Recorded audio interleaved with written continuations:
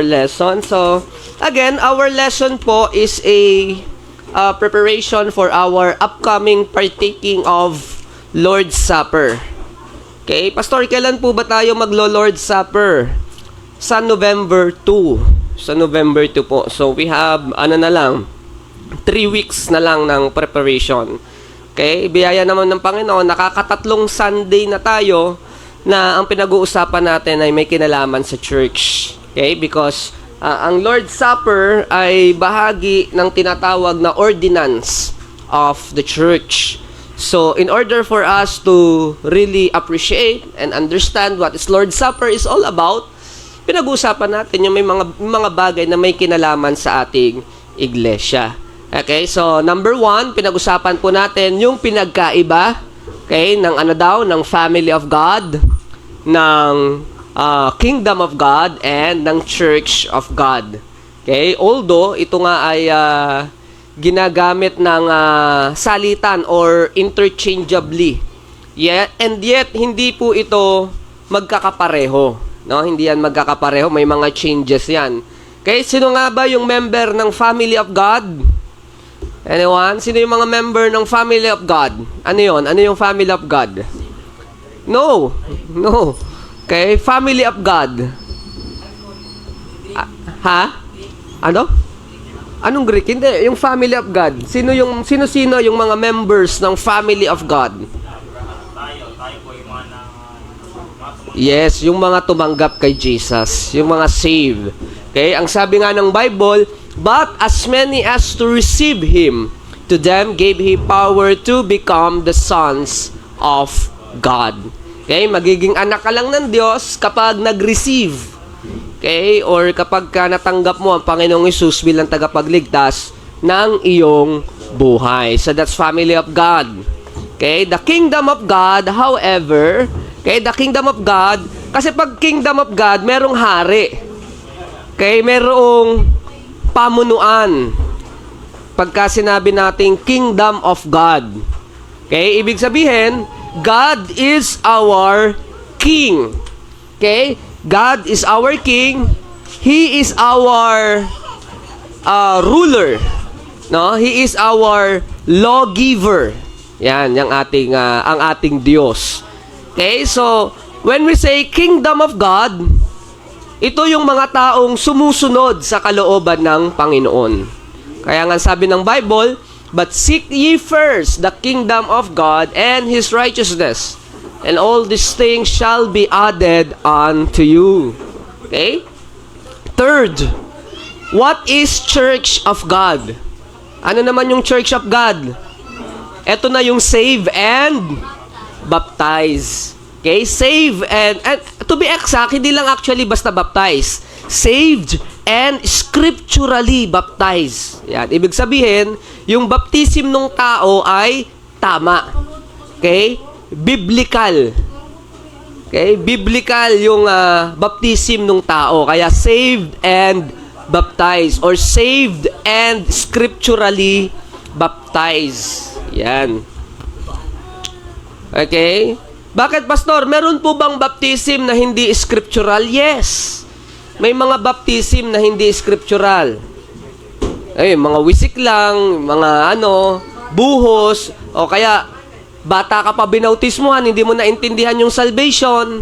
Okay? Because ang nauuna dapat ay salvation bago baptism.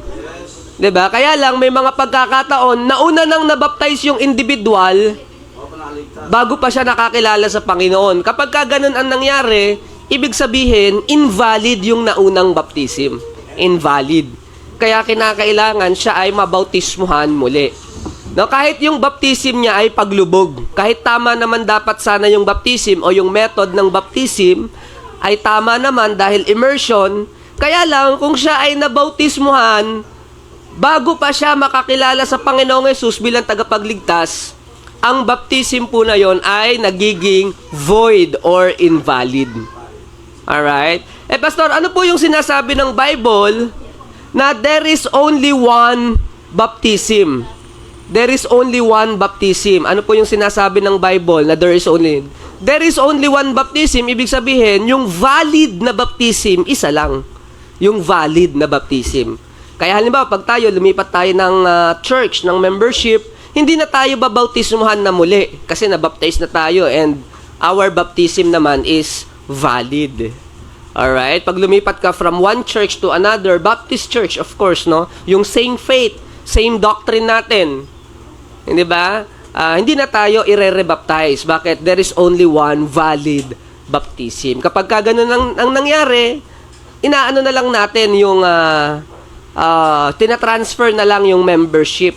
Kumbaga, inaano na lang natin sila. Tawag dito, nire-refer na lang natin. Okay? Yung mga kids natin, sa ano kayo? Sa taas kasi may mga magtuturo sa inyo ron na teacher. Okay? Sa mga kids natin. Sige bro. Sure. Ito. Di ba, water baptism po, di ba? Galing po ako ng kabilang church. Oo. Ibig sabihin, pag nalipat ka sa another church, ba, Christian to Baptist, ba? Kailangan pa rin po ba mag-water baptism? Kasi na-water baptism ka na po din. Ayun. Okay, so very interesting yung tanong ni Brother Brian. Okay, so paano daw kung galing ka doon sa church, no, na tama naman yung baptism, water baptism naman, by immersion naman, kaya lang hindi siya Baptist. Maganda yung tanong ni Brother Brian. Ngayon, ang gagawin natin, ika-classify natin kung ano yung mga element ng tamang baptism. Okay? Ano-ano ba yung element ng tamang baptism? Number 1, ito po number 1, right methods. Right methods. Dapat tama ang pamamaraan. At ang tamang pamamaraan ng baptism ay paglubog. Okay? Check ba tayo doon? Check. Okay? Number 2, right candidate. Okay? Ano naman yung right candidate? Again, dapat nga ikaw ay save na muna. Okay? Save ka muna bago ka nabautismuhan. Right candidate. Number 3, ito yung hindi na ko consider ng ilan, is yung tinatawag na right authority. Right authority. Okay? Ibig sabihin, no, mga kapatid, ang kinumission ng Panginoon na magbaptize ay hindi basta-basta. Yes. Ang kinumission ng Panginoon. Ang kinumission ng Panginoon sa Matthew chapter 28, 18 to 20, anong sabi po doon?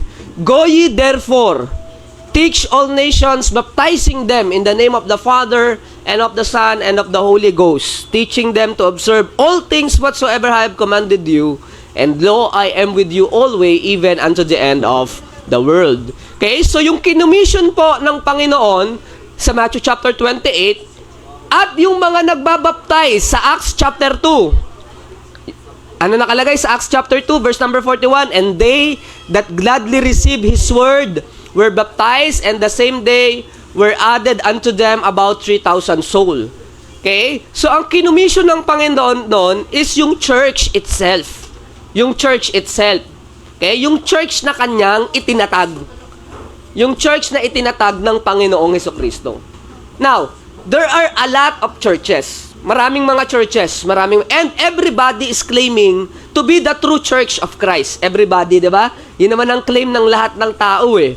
But, it is only the Baptists, when you look at it historically speaking, history, and also biblically or scripturally speaking, yung Baptist po, yung may tinatawag na proper authority. Because we trace our line, we have an unbroken line from the Lord Jesus Christ hanggang sa panahon po natin ngayon. Ibig sabihin, Brother Brian, halimbawa itong Macedonia Baptist Church, sinent out tayo ng Saints Baptist Church. Ang Saints Baptist Church ay sinent out ng Society Bible Baptist Church. Ang Society Bible Baptist Church may pinanggalingan yon, tapos may pinanggalingan yon, may pinanggalingan yon, may pinanggalingan yon, hanggang matrace natin sa Panginoong Hesukristo. Okay? Ibig sabihin, we have the unbroken line of church perpetuity na tinatawag. So, right authority. Ngayon, pwede natin tanungin, di ba? Pwede natin i-question, Pastor, paano tayo makatitiyak? that's a problem. Hindi tayo makatitiyak kasi yung mga dokumento nung unang panahon, hindi naman nag-e-exist yung mga document. Pero isang bagay na makatitiyak tayo dyan is kaakibat nung authority na naipasa din yung doctrine. Kaya importante sa church yung may tamang doktrina sa Bible. Ngayon, kung yung church na kinabibilangan natin ay meron siyang pinapractice or meron siyang doktrina na hindi sinasang-ayunan ng New Testament, therefore, that church is automatically disqualified as the true church of Christ. Kaya pagka gano'n, halimbawa, nanggaling tayo sa ibang church, ibig sabihin lang nun, void yung baptism natin doon, and that is why we are being rebaptized in a Baptist church. Because we recognize that the authority of the Baptist church comes from the Lord Jesus Christ Himself via unbroken line of church continuity or perpetuity. Yan po. Okay? Kaya pag tinapat mo yung Baptist church sa modernong panahon, but again, hindi lahat ng Baptist church, hindi lahat ng Baptist church, okay? Pero pag tinapat mo yung Baptist church sa modern day, tapos yung Church of Christ in the Bible, yung doktrina ng Church of Christ sa Bible, saka yung doktrina ng Baptist Church, iisa lang pareho. Why? Because it comes from unbroken line. Okay? Kaya anong sabi ng 2 Timothy chapter 2? Paki-flash ako, Brad. 2 Timothy chapter 2, verse number 2. Whatsoever things that thou hast heard of me among many witnesses, the same thou commit to other men, to faithful men, which are able to teach others also. Sa Tagalog, Timothy, lahat ng mga bagay na natutunan mo sa akin, ituro mo rin sa iba. Para yung iba na yan, ituturo rin nila sa iba. So, the unbroken line of church tradition and doctrine and authority ay naipasa from the church of the New Testament until sa panahon natin ngayon. Okay? So, dapat maano natin yung tatlo. Right method, right candidate, and right authority. Yan. Okay, medyo malalim na usapan na yung Brother Brian Pero may mga suggested readings ako sa'yo May mga suggested reading na ganda. Sige lang, bro. Parang bagyo yan, namumuong bagyo. Alright. Alright. Okay. So that is the beauty of our Sunday school kasi pwede tayong magtanong Okay? That is the beauty of our Sunday school. Alright, meron pa? Any question? Before we move on with our lesson for today, maganda yung tanong ni Brother Brian kanina. Okay, meron pa? Any question? Okay, any question? Wala na? Okay. Sige po, si Sir Jing. Ano daw po, kasi ang sabi niya po, paano pag hindi daw po siya nakaintindi dati pero binautismuhan siya? And ang question lang doon, kung if you are really saved that time, Ano na? kung ligtas ka noon that time po na yon, then Kasi dati po, Pastor, di ba doon kami sa pastor namin, Jode, tiyohin namin. Opo. Ngayon, di ba binaptize kami doon? Opo. Tapos sabi ni Pastor Paul, kung kayo lilipat daw ng church naman, kailangan daw ulit, parang... Baptize ulit. Oo, di ba yung sa atin? Kasi si Lakim, binaptize yan, sila ang question lang talaga doon, if pag sinabi yung hindi naunawa, ano yung hindi na naunawaan? Dapat yung gospel o yung message of salvation. Kung yung message of salvation ang hindi pa naunawaan tapos binautismuhan, therefore invalid talaga yung baptism. That is why nirebaptize ni Pastor James. Kaya po ganon. Pero kung naunawaan natin ang kaligtasan that time at talagang tumanggap tayo sa Panginoon that time at nabautismuhan po tayo doon, valid yung baptism po na yon. And that is why our membership ay itatransfer na lang from one church to another church. Hindi, iba kasi yun What? Anong iba? Ako, Pastor, kasi pag sabi daw, lumipat daw ng church, baptize, di ba si Kim? Baptize yan doon siya sa kabila, tapos pinabaptize siya ulit dito. Opo. Anong klaseng church po ba yon? Bakit ako? Hindi pa ako nabaptize nung binaptize ako dahil sa tiyohin namin, hindi ko pa totally unawaan. Aha. Kaya lang po, ayaw kasi ng tiyo namin na mag-iba daw kami ng church kasi doon daw kami. Kaya ayaw niya kami, hindi pa baptize kay Pastor. Kasi Pero nabaptize po kayo doon. Opo. Pero hindi talaga totally kasi bago lang kami noon. Ah, okay. I see. Pastor, parang inahabol lang pastor namin doon. Na Pati yun ang pastor. Yung, Ano lang nila yung member. kung saan si membership. Hindi, ganito kasi ang membership na paliwanag natin yung membership kasi this is this is nag-cause talaga ng controversy, no? Okay. Ito muna, unang prinsipyo. Ang prinsipyo po is local church. Local church.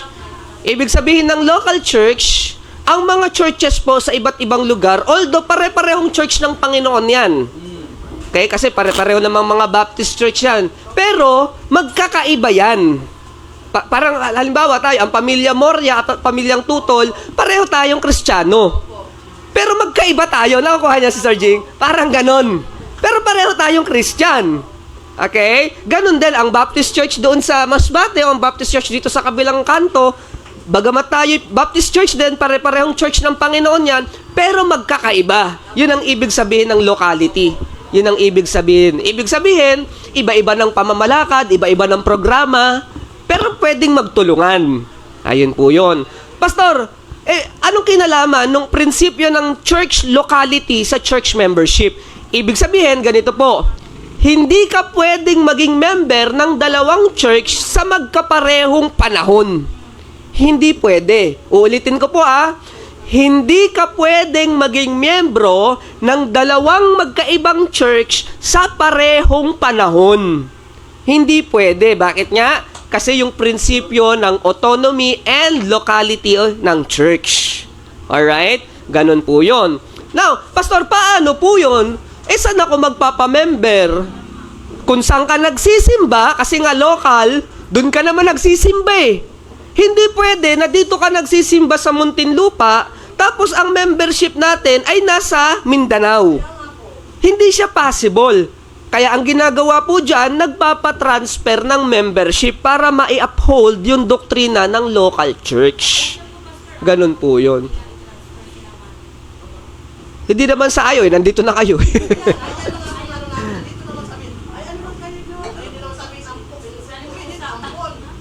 Hindi. Oo, hindi po ganun. Kasi local church. Oo, local church. Local church po Halimbawa tayo, may member tayo sa Rizal, si Sister Rochelle. Okay, actually, si Sister Rochelle, ni-refer ko na siya kay Pastor, ni-refer ko na siya kay Pastor James kasi sa Taytay nakatira si Rochelle And then, kila Pastor James naman ay Tanay. Malayo. Malayo pa rin. Tapos, nung nagkita kami ni Pastor Rudy Tacloy sa Saints, ni-refer ko na rin si Rochelle sa kanya. Kasi malapit. Kasi ako mismo, as a pastor, nauunawaan ko na kung saan ka magsisimba, ang membership mo nandoon kasi local church. Ngayon, ang masakit kasi niyan, eto mga kapatid, eto, anuhin na natin yung katotohanan because eto naman, practicality. Ang masakit kasi talaga, for example, halimbawa, may mga young people tayo dito. Ayan, sila Sister Kim, sila Brother Raydel, kaya ito, sila Sister Thea, na dito na lumaki sa church. Dito sila naligtas, dito sila nabaptize, dito sila nag-aral, dito sila lumago. Dito sila. Ito talaga yung root church nila. Pagkatapos, pumunta sila sa ibang lugar para magtrabaho. Hindi ba? And then nakahanap syempre sila ng church doon. Hindi ba? Ang katotohanan bilang pastor nila, masakit 'yon para sa akin. 'Yun ang katotohanan. Okay? Kasi syempre parang sinabi mo na dito sila lumago, dito sila nagsimula. Tapos nung mga working na sila, nag-transfer ng membership doon. Practically speaking, masakit 'yon para sa akin. Masakit 'yon. Hindi ba? Masakit 'yon. Pero doctrinally speaking, tama 'yun. Bakit? Kasi yung prinsipyo ng local church. Anong gagawin natin doon, pastor? Disuportahan mo parehong church. Yun ang mangyayari doon. Kasi wag ka rin naman makalimot doon sa root church mo. Problema yan ng mga nag-a-abroad. Sa mga nag-a-abroad. Kasi syempre, alam nga naman mag-church sila rito sa Pilipinas. Uwian. Hindi pwede yung online Kasi yung online actually is not a substitute sa church worship. Because worship is always on-site. Actually, ang purpose ng online natin, para yun sa unbeliever, saka sa mga backslider na mananampalataya. Para ma-reach out pa rin natin sila. Pero tayo na may puso talaga sa paglilingkod, dapat talaga on-site kasi worship is on-site. Again, because the principle of church locality, yun pa rin yun, church locality. Alright? So, ang ano mo talaga dyan, kung may pinanggalingan ka na dating church, tapos doon ka talaga na-save, doon ka talaga lumago, doon ka na-baptize, kahit pa paano, hindi ba? Let us support pa rin. Yun lang naman ang ano doon. Kaya lang, yung prinsipyo kasi talaga na siyempre, dito ka nakikinig ng salita ng Diyos sa church na ito, hindi ba? Dito ka rin nagmi-ministry, dito ka rin naglilingkod, dito ka nakakapakinig ng preaching, dito ka natututo, dito ka lumalago. Eh di siyempre, supportahan mo yung church na kung saan ka doon ka ginagamit ng Panginoon. Para umikot yung pagpapala. So the church itself, lalago yung church dito, and then we can do a lot of things for the Lord. And diba? Yun naman talaga yun. Alright? So yun, thank you so much po, Sister Jing. Pero Sister Jing, gusto mo bang magpa-rebaptize if ever? Oh. Kasi yun pa rin ang ano mo doon eh. Ang tanong kasi ni Sister Jing, yung hindi niya naintindihan talaga yung salvation nung binaptize siya. Yun ang ano mo doon. Ha? Yun ang ano mo doon. So yun ang, Sister Jing, yun ang i-check natin. If you truly accepted the Lord Jesus Christ back then, kung talagang tinanggap natin ang Panginoong Jesucristo nung panahon na yun. Nino po? Eh kasi sa akin naman, Pastor, uuwi na kami dito. Aha. Eh, kailan ka mga sabi ko, sige, bukas na. Pero noon po, hindi nyo pa talaga naintindihan. Kasi nga, yaya ko lang dito. Pinano niya po doon na ano, yan, kung kailan ka pa magpapabaptize na ano, Oo. bukas na po kami. Oh, yun ang ano. Okay. Oo. Actually, eto no mga kapatid, walang nakakahiya sa rebaptism. Walang nakakahiya. I-share ko lang, yung misis ko, nirebaptize ko yan eh. Nirebaptize ko yan si Sister Tams. Si Sister Nicole, nirebaptize ko rin yan. Kasi si Sister Nicole, bata pa siya na-baptize, parang 9 years old lang ata. Eh, hindi pa niya naiintindihan.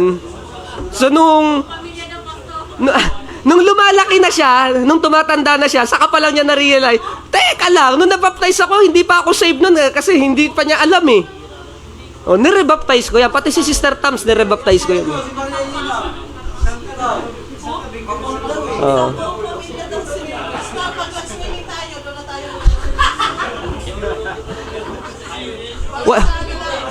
Actually, wala naman nakakahiya dyan kasi you are trying to make things right. No, yun lang naman yun. You are trying to make things right. Walang masama doon. Sa iba lang, parang syempre, pag halimbawa, nakita nung unang pastor na nagbaptize sa inyo, tapos nirebaptize, parang syempre, nakaka-insulto naman niya. Parang may ganong thinking, di ba?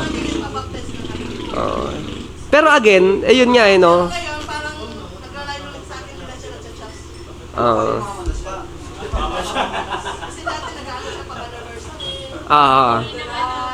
Oo. Nag-ano siya sa akin. Oo nga. Okay. Oh, blessing, di ba? Oo. Alright. Amen. Okay, so any question before we move on? Pambihira, hindi pa tayo maano ah. Okay. Hindi, connected naman lahat kasi kinakailangan masettle na. Biro nyo ngayon lumalabas yan eh. Kasi pagka ganon, Sister Jing, kinakailangan bago tayo mag-Lord's Supper. Bago dapat. Nag-Lord's Supper na kayo last year eh. Oh. Pero again, syempre hindi naman natin alam. Di ba? Kaya nga, di ba?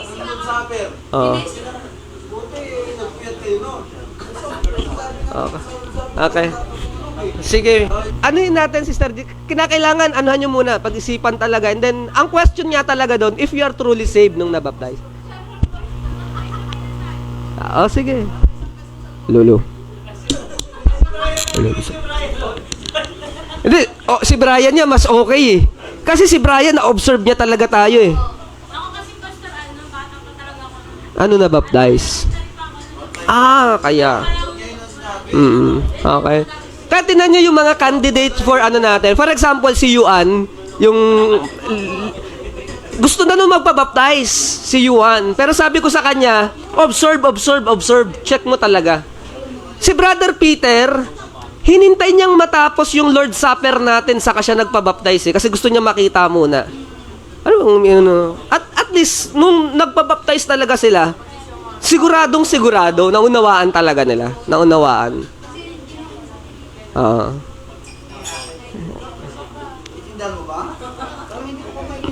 Alright. Okay, wala namang ano doon, walang ano. Sabi ko nga, si Sister Tams, na-rebaptize ko yan. Sister Nicole, na-rebaptize ko rin. May tanong ka? Alright. Sige. Kaya ka ba, no? Magbaka lang ako. Sige, meron? Ibig sabihin, Pastor, yung mga nag-backslide, di ba, baptist na sila. Ibig sabihin, yung mga nag-backslide na baptist, pwede natin ulit i-water baptism. Ay, hindi naman. Kumbaga, Oo. Kumbaga, ang kanilang, basta ang question natin doon, kung save ba talaga sila nung Okay. nabaptize sila. Yun talaga yun. Kasi may, basta naunawaan yung salvation. hindi lang naunawaan actually, kung saved, kung talagang alam nila sa sarili nila na ligtas sila. Kasi tayo hindi naman natin makikita kung talagang naligtas sila. Kasi one-on-one So relationship. if they really profess na sila ay na-save and then they undergo to the water of baptism, valid yun. And that baptism is valid yun throughout eternity. Ganun siya. Okay? And even si Apostle Paul, di ba, in the book of Acts may mga nire-baptize si Apostle Paul in the book of Acts. Na-baptize na ni John the Baptist. Hindi nila naunawaan. Nung tinatanong sila ni Apostle Paul, na-receive nyo na ba ang banal na espiritu? Aba, yung sagot nila, ano yun? Hindi ko alam yun. Di napagtanto ni Paul na, hindi pa saved tong mga to nung na-baptize. Nire-baptize sila ni Paul in the book of Acts. Kasi nang mabaptize ako, nang baptize sa akin sa Park Baptist Church yun eh. Ngayon itong Park Baptist Church, nag-divide dito eh. Dahil nalaman ng ibang mga members, lalo na yung mga marurunong na ang authority ay ano daw yung hindi siya continuous. Hindi daw siya parang may cut yung kanyang Authority. Kaya nag-divide yung church na yan. Ngayon, si pastor nakalimutan ko na yung pangalan ng pastor na yan, umalis yun. Kumuha ng authority sa iba. Kumuha ng authority mismo sa Amerika. Okay. Ngayon, pagbalik niya dito, yun na nga, Nire-baptize kayo. hindi pa muna. Pati si Pastor Edgar, sumama doon. Doon sa pastor na yon. Kaya ang pangalan na kinuha ni Pastor Edgar buhat sa Park Baptist Church, nagiging Berea Baptist Church.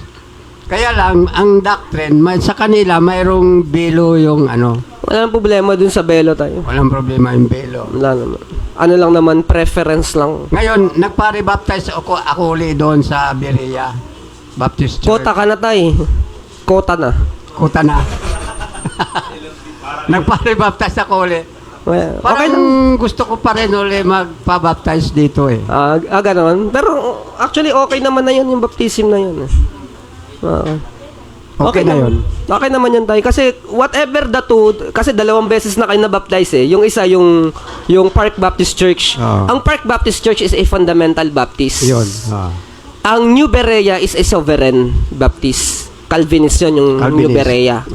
Okay, so it's either of the two. Kumbaga, may isa doon na mali, may ano ka pa.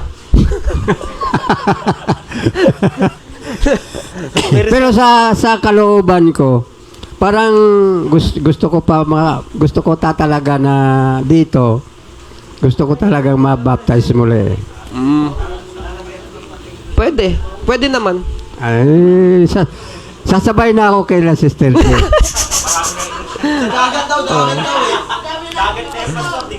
Oo nga. Kasi gusto ko talaga na ako parang sa katagalan na yung pinag-uusapan natin ng baptism, parang sa sarili ko, parang mali yata yung parang kasi bagamat doon kasi sa isa Kaya daw si Brother Yuan. Amen. Sa Berea kasi, kita mo naman yung anak ni Pastor, matanda na, hindi pa binabaptize. Iba yun iba yung tinutukoy ni tatay. Sa San Pedro yung tinutukoy ni tatay na Berea. Berea walang N.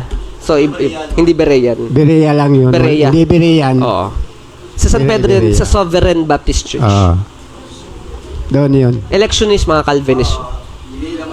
Electionist yun. Hindi sila halos nagsusulwining. Ako lang ang nagsusulwining doon eh. Kasi galing nga ako sa Park Baptist eh. So, yun. Alright. Anyway, okay, any question before we move on? Baptism Church, any question pa? Clarification? Any clarification? Meron pa? Alright. Okay, so let's move on with our real topic this morning. Let's talk about church government. Okay, hindi church and government Hindi Okay, church government. Yung pamamalakad sa iglesia natin. Okay, yun ang pag-uusapan natin po ngayon. That is our topic for this morning. Okay, church government. Alright. Sige, pag-usapan po natin. What kind of government ang ine-employ sa church natin? What kind of government?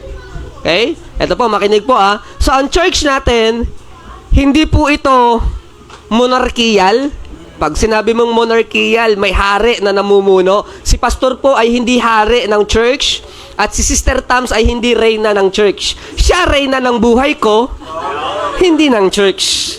Okay? Malinaw yan So kami po, halimbawa yung family namin, hindi kami mga royalty sa church. We are your fellow servant. Okay? Kaya lang kasi sa organization, kinakailangan natin ng leadership sa organization. Pero in reality, the pastor is also a member of the church. Okay? Kaya kumakain ako kung saan kayo kumakain. Hindi ba? Kasi everybody is equal. Everybody is equal.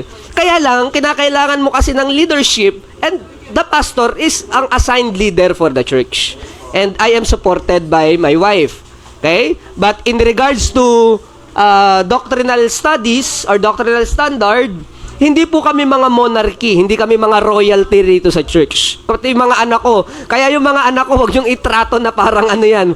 Trato nyo lang silang normal na bata kasi kahit anak ng pastor, itrato nyo lang sila na ayos lang, normal lang, pangkaraniwang anak ng member. Kasi that's who we are. Alright? So we are not monarchical. Okay? We are not dictatorship. Hindi rin tayo ganon. My words sa church is not absolute. Hindi po. Hindi po, pag sinabi ni pastor, yan ang masusunod. No.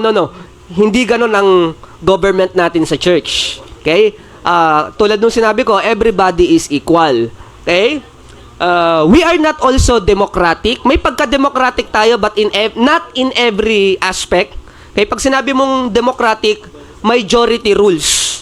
Kung ano yung gusto na nakakarami. Maganda lang tingnan yun, maganda lang pakinggan. Pero halimbawa, ang majority ng gusto sa atin pastor, maglagay tayo rito ng drums. O yun ang gusto na nakakarami. Hindi ko susundin yun kahit yun ang gusto na nakakarami. Bakit? Mali sa salita ng Diyos Hindi ba?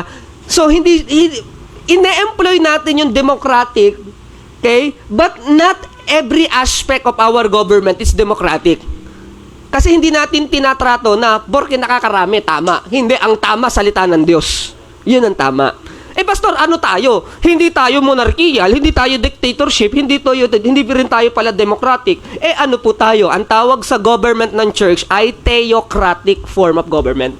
Theo. Come from the word God. Ibig sabihin, it is a government, sa church natin it is a polity, okay, wherein God rules. Diyos ang namumuno. So, ang question mo na lang, Dan, of course, ang follow-up question mo, paano mamumuno ang Diyos sa church? That is our question. Okay? So, paano namumuno ang Diyos sa church? Number 1, God rules through His Word. God rules through His Word, ang Bible. Namumuno ang Diyos sa iglesia sa pamamagitan ng Kanyang salita. Okay, 2 Timothy chapter 2, verse 3:16. All scripture is given by inspiration of God And it is profitable for doctrine, for reproof, for correction, for instruction in righteousness. Okay? 2 Timothy 3:16. So, namumuno ang Diyos sa kanyang iglesia sa pamamagitan ng kanyang salita. Okay? The Word of God. Ibig sabihin na mga kapatid, tayo po bilang isang iglesia ng Diyos, wala tayong karapatan, kahit si pastor, wala tayong karapatan sumalungat sa aral ng salita ng Diyos. Wala. Ang salita ng Diyos ay mas mataas kesa sa pastor, kesa sa member. Ibig sabihin, halimbawa, ang pinapangaral ko na rito ay salungat na sa salita ng Diyos. Pwede po kayong tumindig. Pastor, hindi na yan ang aral ng salita ng Diyos. At si pastor ang mali doon. Bakit? Kasi sumusunod lang tayo sa Word of God. Okay? So, God rules through His Word. Ito yung sinasabi ko na mga kapatid, na in nature, or as an organization, the church is what? The church is executive. Executive ang church. Executive. Pag sinabi nating executive, ine-execute lang natin. Okay? Yung law that is already given. Hindi tayo legislative. Pag sinabi mong legislative na mga kapatid, wala tayong karapatang gumawa ng sarili nating batas o mag-revise ng batas na nandirito na sa salita ng Diyos. Okay? Wala tayong karapatang magdagdag. Okay? O magbawas. O magbago ng law that is already given. Okay? In the Word of God. Yun ang church. We are executive in nature. Ina-execute lang natin yung law that is already given. Right? Okay, yun po Okay, paano pa namumuno ang Diyos sa pamamagitan ng iglesia? Okay, number 1, God rules through His Word. Number 2, God rules through His Spirit. God rules through His Spirit. Di ba ang sabi po ng Bible, ang mananampalataya kapag ikaw ay naligtas, tumatanggap ka rin ng banal na Espiritu sa puso mo. At ang banal na Espiritu, yan yung nagtuturo sa atin ng mga bagay na dapat nating malaman. Okay? Kaya nga po na mga kapatid, yung salita ng Diyos at yung Espiritu ng Diyos, hindi pwedeng magkasalungat. Hindi pwede. No, kaya yung mga sabi ko, yung mga nangingisay sa sa mga church sa church worship nila, nangingisay, nagsasalita ng mga hindi mo maintindihan na babblings. I'm telling you, it is not of God. Why? Ano nakalagay sa salita ng Diyos? God is not the author of confusion. Okay? Ang Diyos ay hindi sa Kanya galing ang pagkakalito-lito. God is a God of order. Kaya yun ang prinsipyo doon. Kaya alam kong hindi espiritu ng Diyos yun eh. Ewan ko kung anong klaseng espiritu yung nagdudulot sa'yo magsalita ng lengguaheng hindi maintindihan. Kasi ang purpose nga ng salita ng Diyos eh, isinulat to sa lengguahe na naiintindihan ng tao. Bakit? Kasi ang mensahe para sa tao. Hindi ba tas babaguhin mo ng boom shakalakala no? Kasi sabihin mo, ay blessed na blessed ako sa message. Ano ba yung blessed? Sabi kasi ni Pastor, boom shakalakala eh. Hindi, ang purpose nga ako ng Diyos kung bakit naisulat ang kanyang salita sa lengguahe na naiintindihan ng tao ay para makarating sa tao yung kanyang intended message. Tapos eto naman tayo sa preaching, boom shakalakala. Hindi ba? Namimiss natin yung point ng Word of God eh. Namimiss natin yung point eh. Kaya yan sinulat sa lengguahe natin para maintindihan natin. Para pag pinarating mo sa tao, maintindihan din nila. Okay? So yun Kaya alam kong hindi talaga sa Diyos yun. Kasi it violates the Word of God. Everything that violates the Word of God is not of God. Okay? Yun ang acid test doon. Everything, lahat ng sumasalungat sa salita ng Diyos, hindi sa Diyos yun. Why? Because God will never lie. Hindi magsisinungaling ang Diyos. Hindi magkakamali ang Diyos. Hindi ba? So it's either tayo yung nagkakamali talaga pagka ganyan. Yan na. Okay, so God rules through His Word. God rules through His Spirit. And number 3, God rules through His God-called man. Sa lalaking tinawag ng Diyos. Okay? And sa konteksto ng church, who is that? That is the pastor.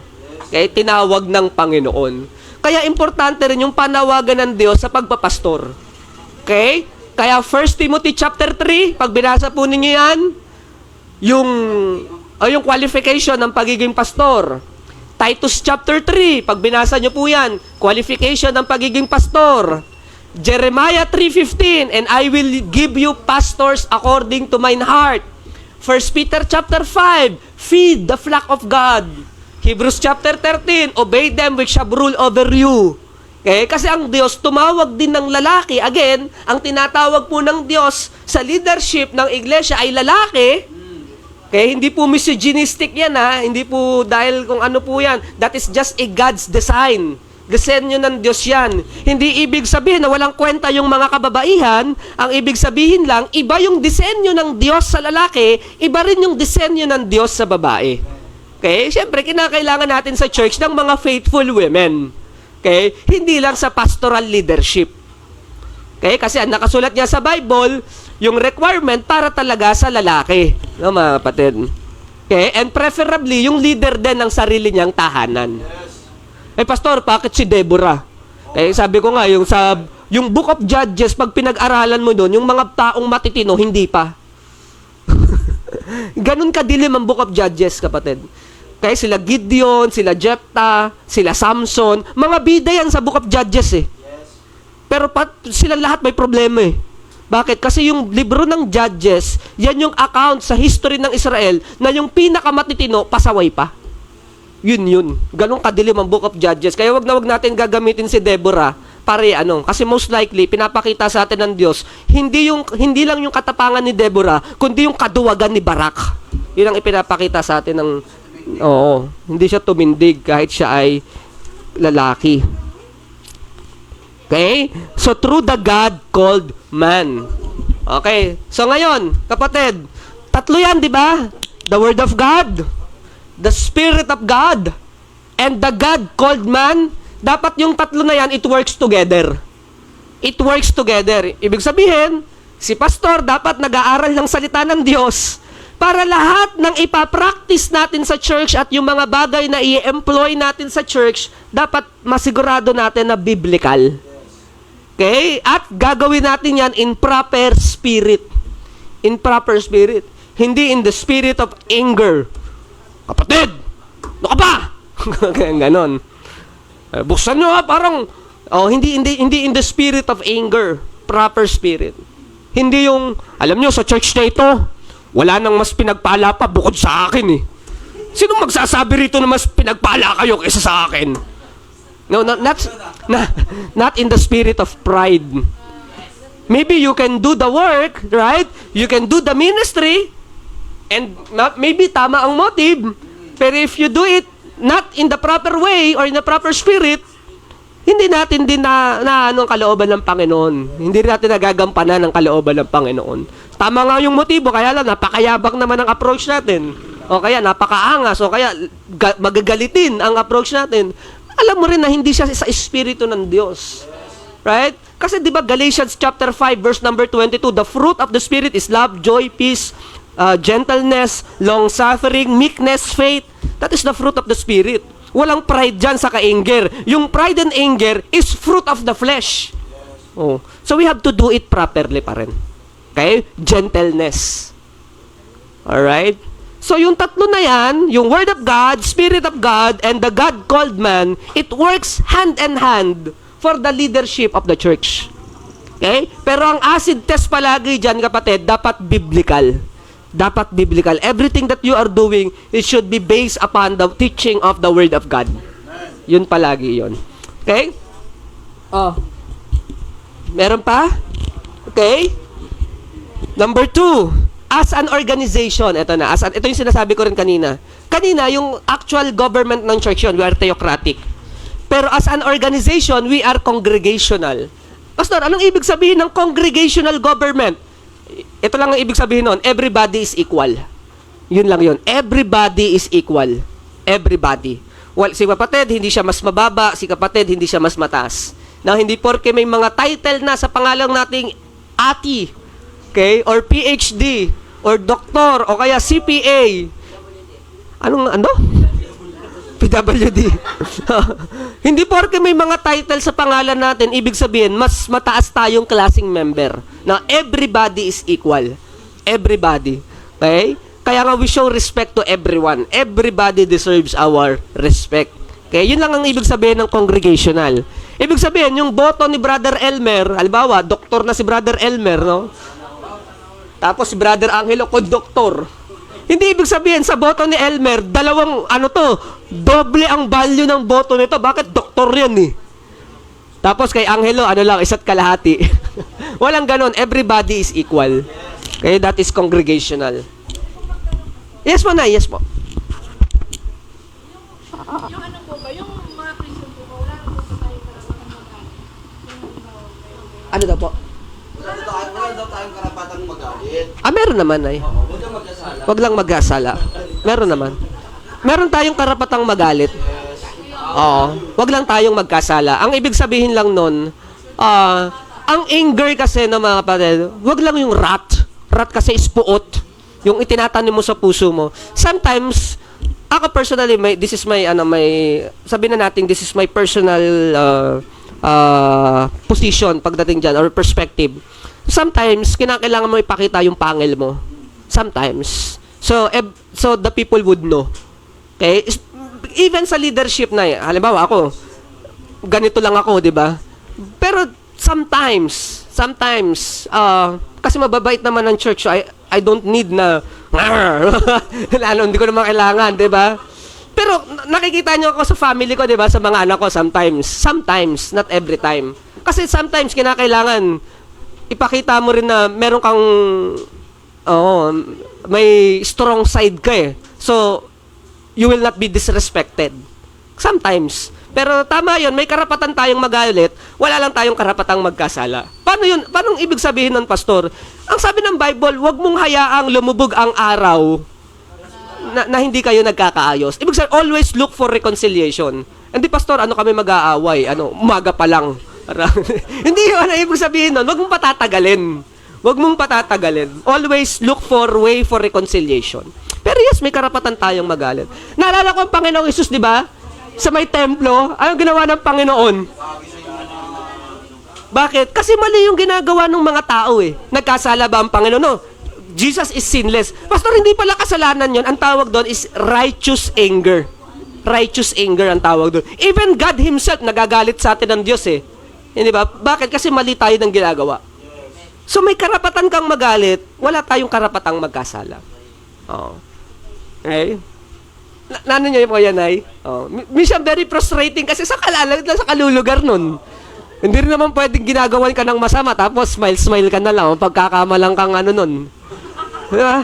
Hindi rin pwede na inaabuso ka na ng tao smile ka. Hindi rin pwede. Sometimes, kinakailangan pakita mo rin. So the people would know na mali yung ginagawa nila. Ayun lang. Okay, thank you, Nay. Alright, any question pa? Any question before we move on? Sige, Sister Karen, nagtatas ka? Ano po, may nabasa kasi ako parang nagsingin po sa ngayon. May ibang church po, pastor, may ibang church na nagda-drop sila ng member. Ano pong mga dahilan po nila? Okay. Yung excommunicate. Opo. Yeah, may mga churches. Actually, hindi may mga churches. Ang church talaga, there are times na kinakailangan mo mag-excommunicate ng member. It is a process of discipline. Hindi naman palaging pag nagkasala ang member, excommunicate mo kaagad. No, that is a very dangerous decision. That is very dangerous. Naalala niyo yung example ko dati na umbrella of authority? Naalala po ninyo yun? Ibig sabihin, kapag ikaw miyembro ka ng church, under ka ng authority ng Panginoon via iglesia, via church, therefore, you are being protected by God. Kapag tinanggal yon, ibig sabihin, pinapayagan mo si Satanas na kantiin ang buhay ng tao. Okay? So, that's very, very, very dangerous decision. Okay, now, bakit nangyayari yon? Kasi, ang church po, nag-e-employ ng discipline because God employs discipline. Okay? For example, may member na nagkasala. Tapos, unrepentant, number 1, hindi nagsisisi sa kanyang pagkakasala. Number 2, mayabang pa. Pinagmamalaki pa yung kanyang pagkakasala. And number 3, okay, na umaakto na parang walang nangyari. Okay? So, ganun yun. Tayo na mga kapatid, syempre, nobody's perfect. Alam natin yan. Nobody is perfect. Everybody has a tendency to commit sin. Everybody. Kahit si pastor, kahit si kahit kung sino-sino sa lahat sa atin. Kaya ang hinahanap ni pastor palagi, ako personally, ang hinahanap ko is repentant heart. Repentant heart. Kapag nakita ko na si kapatid ay may repentant heart, that would be enough. Okay? Kasi dun magsisimula yung changes eh. Kapag ang puso niya may repentance sa kanyang puso. Okay? Ako po na mga kapatid, personally, this is my personal palagi. Kasi ang admin naman ng church, it based on the ng pastor.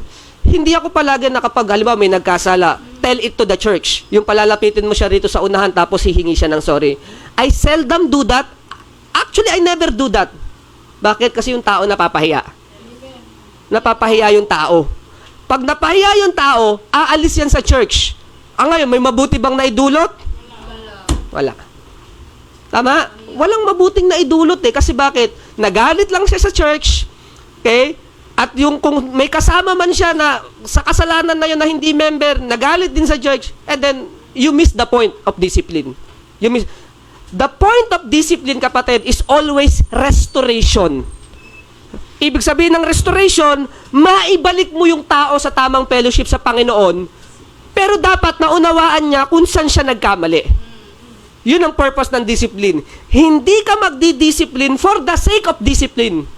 Para ipakita akong matapang ako. Para ipakita akong strong. No. Lagi mong iisipin, the purpose of discipline is restoration. Maibalik yung tao sa tamang fellowship sa Panginoon. Ngayon, kapag tinel it to the church mo yan kaagad, napapahiya yung tao, nagagalit sa church, umaalis na lang. So you miss the point of discipline kapag gano'n. You miss the point. Okay? Now, ginagawa yan, Sister Karen, yun nga, if unrepentant and grave. Grave, ibig sabihin, grave. Grave, Yung grave misconduct, halimbawa, nakapatay yung member, halimbawa lang, or crime, yung talagang ng rape. We need to discipline him. And, actually, he should be accountable sa law of the land kapag ganun. Hindi pwedeng harangin ng church yun, member namin yan. Hindi, kinakailangan, kung may krimen na nangyari, kinakailangan managot siya sa kamay ng batas. May mga ganyang pangyayari, sometimes may mga pastors na nagkaroon ng abuse sa mga bata. I'm telling you, dapat hindi itago ng church yun. Kinakailangan, kung ang pastor ay nagkasala ng krimen, mananagot siya sa mata ng batas. That's my position. Okay? Yes, sige Buloy. And kahit Baptist, kapatid, yun ang position ko. Yun ang position ko. Kapag nagkasala ka sa mata ng batas, sa batas, kung may krimen na nangyari, kinakailangan managot ka sa batas. Hindi pwedeng itago siya ng church na pagtakpan ng church. Hindi, patawarin mo na lang. Kakausapin mo yung member. Halimbawa, na-rape yung anak, tapos kakausapin yung tatay. Huwag mo nang kasi pastor naman yan. Huwag mo nang idemanda. Kung ako idemanda mo, kaya mo siya makulong. Tama lang yun. Kasala siya sa mata ng batas eh. Na kailangan panagutan niya yun. Diba? So, hindi tayo pwede pala magkasala. Hindi pala tayo pwede gumawa ng krimen. Siyempre, kapatid, siyempre. No, we do not use the church para maging kandungan ng masamang gawain. Hindi ganoon ang church. Okay?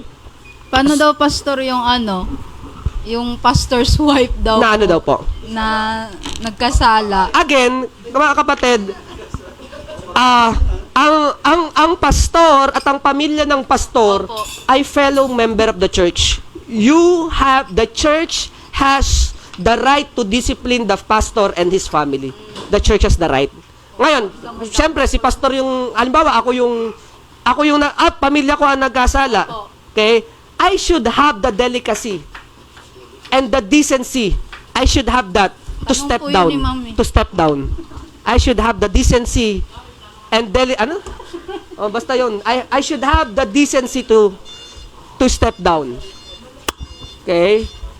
Kinakailangan ganon, kapatid. So, the member of the church can discipline me truly, kapatid. Ganon lang yon.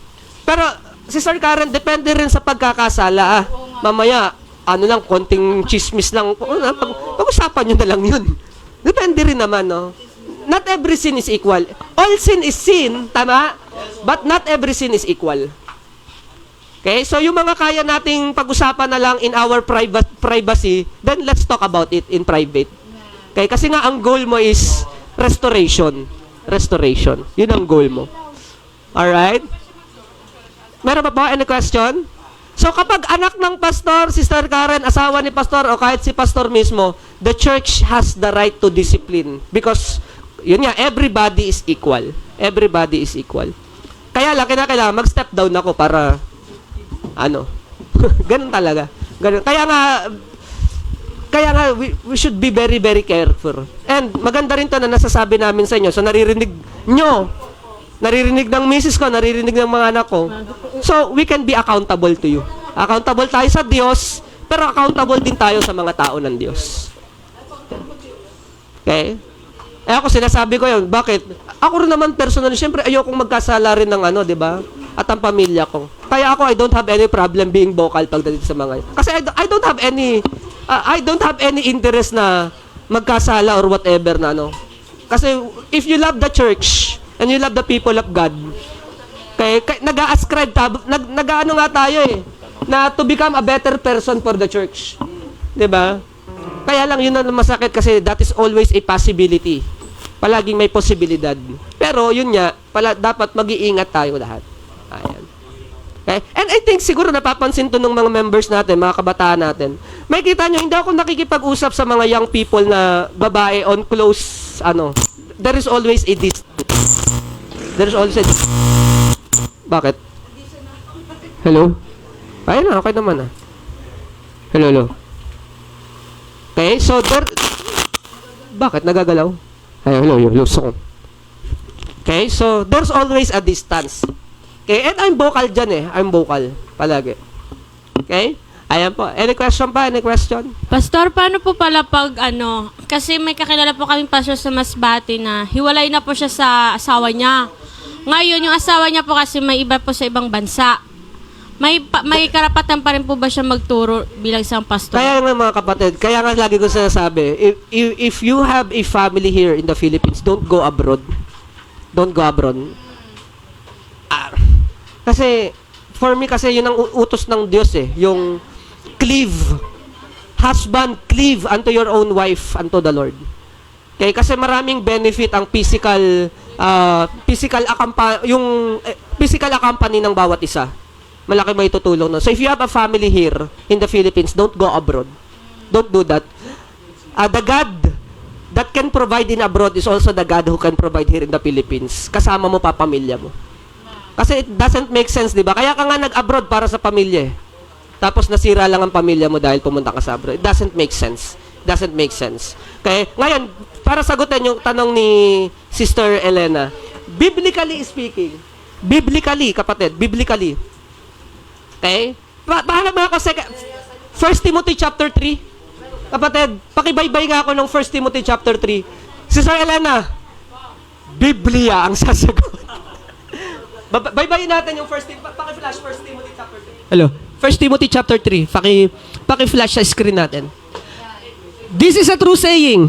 If a man desire the office of the bishop, pastor, and elder are three different names referring to the same office. Bishop means overseer. Overseer, leader ng church. He desired a good work. Kung gusto mo magpastor, approve sa Panginoon. Verse 2. Eto na. A bishop then must. Dapat. Must. Okay? Requirement. Must. Blameless. Ibig sabihin ng blameless, hindi perfect. Ibig sabihin ng blameless, yung sa unang tingin mo dun sa tao, okay siya. Okay? Mukha siyang mabait. Yun ang ibig sabihin ng blameless. Hindi perfect blameless. May maayos siyang patotoo. Okay? The husband of one wife. Okay? Ibig sabihin, faithful sa asawa.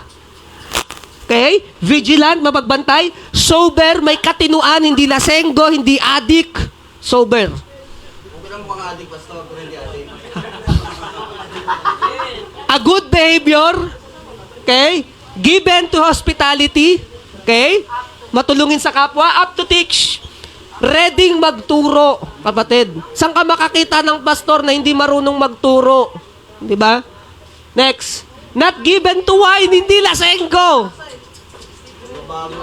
Not striker, hindi nang gugulpe ng asawa. Not greedy, a filthy lucture, hindi, sabihin mo yung, hindi makasarili, hindi nakisalayaw. Okay? But patient, mapagpasensya, not a brawler, hindi, yun nga, hindi, nakikipag-away, nang gugulpe, and covetous, hindi mainggitin. Next. Look at this, Sister Elena. Look at this. One that ruleth well his own house, having his children at subjection with all gravity. Ibig sabihin, maganda yung leadership niya sa kanyang tahanan. Maganda dapat. Bakit daw? Bakit daw maganda? For if a man know not how to rule his own house, how shall he take care of the church of God? Yun ang tanong doon. Kung sarili mong tahanan, hindi mo kayang asikasuhin eh. Iglesia pa kaya ng Diyos? Sinasabi. So to answer the question, this is the answer to the question. Okay? Kaya lang nakalulungkot kung yung pastor's wife ang nagloko sa abroad, hindi ba? Kaya lang, sabi ko nga, it's a matter of leadership eh. Nung si Eva ang nagkasala, kasi kinain niya yung bunga ng puno ng pagkakaalam ng mabuti at masama, ang nilapitan ng Panginoon si Adan. Anong ginawa mo? Oh. So to answer the question, yan yung kapatid. So kung ako tatanungin mo, kapag may mga ganyan nangyayari, the man of God should step down. The man of, hindi lang para sa akin, I think, yun ang sinasabi ng Word of God. Yun ang sinasabi ng Word of God. If you cannot rule your own house well, how shall He take care of the church of God? Palagi ito. Paano yung pastor? Dahil walang magtatayo, walang tatayo na magpapastor, kaya hindi siguro bumaba. Yun ang Book of Judges. Yung pinakamatatino sa Book of Judges, may problema pa. Yun ang masakit din ng Kaya siya tumatayo kasi walang iba. Yun din ang ng Book of Judges in the Old Testament eh. Kaya tinan mo si Samson, babaero, barumbado, karnal talaga pero judge pa rin, di ba? Kasi nga siya na nga. Di ba? Yun ang ng judges eh. O si Jephthah, inoper sarili niyang anak. Di ba? Yun ang ng judges eh. So kapag gano'n ang sitwasyon, wala tayong magagawa doon. And of course, sabi ko nga, every church is different talaga. Every church is different sa pamamalakad. Pero ito kasi ang sinasabi ng Bible eh. Ang pagpray lang natin, wag mangyari yan sa sarili nating iglesia. Wag naman. Wag naman.